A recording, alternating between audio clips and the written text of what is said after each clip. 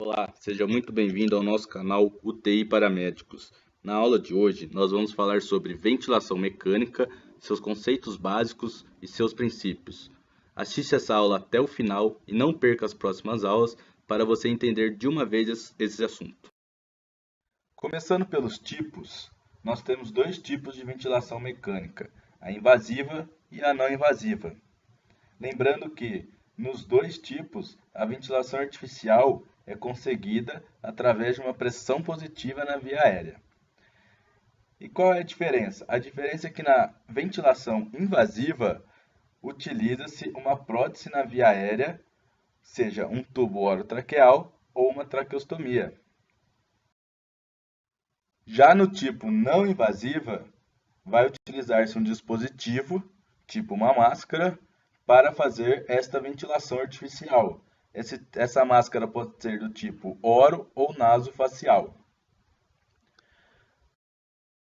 Falando um pouquinho sobre os princípios da ventilação mecânica, é importante a gente salientar que, nesse caso, a ventilação se deve através de aparelhos que insuflam volumes de ar pelas vias aéreas, de maneira intermitente, gerando então o que chamamos de volume corrente.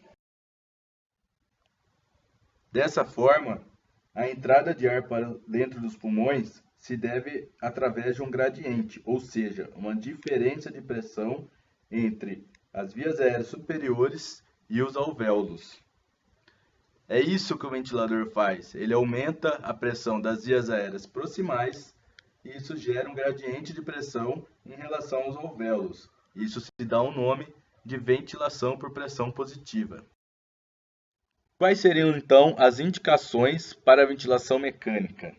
Os critérios para a aplicação dela vão variar de acordo com o objetivo que se quer alcançar.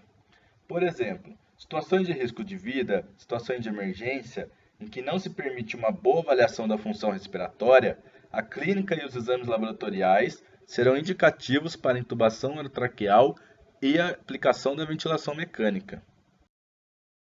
Vamos agora então às indicações propriamente ditas da ventilação mecânica. A primeira delas é a reanimação devido à parada cardiorrespiratória. A segunda seria por hipoventilação e apneia. Nesse tipo, a elevação da PCO2 ou acidose respiratória vai indicar que está ocorrendo uma hipoventilação alveolar. Essa hipoventilação pode ser de forma aguda, como nas lesões de centro respiratório e até mesmo nas intoxicações por drogas, ou de forma crônica, como em pessoas que têm limitação crônica das funções aéreas e que estão na forma agudizada. Outro exemplo seria obesidade mórbida também. A terceira indicação seria por insuficiência respiratória aguda ou hipoxemia. Por exemplo, em pessoas com doença pulmonar intrínseca, no qual você terá uma deficiência da PO2, uma queda da PO2 resultante da alteração da relação ventilação e perfusão, podendo chegar até mesmo a formas mais graves, como o shunt intrapulmonar. Para avaliar o estado de oxigenação arterial, deve-se levar em conta a concentração de hemoglobina, o débito cardíaco e variações de pH. Mais uma indicação é a falência mecânica do aparelho respiratório, exemplificado por fraqueza muscular, doença neuromuscular e paralisias. Por último, uma indicação muito comum é o comando respiratório instável, como é o caso de TCS, trauma crânioencefálico, AVCs, acidentes vasculares e intoxicações por drogas também. Antes de falarmos do ciclo respiratório, vamos salientar alguns conceitos. Temos aqui dois conceitos que são muito importantes para entendermos a ventilação mecânica: resistência e complacência pulmonar. A resistência é tudo aquilo que dificulta a entrada de ar nos alvéolos.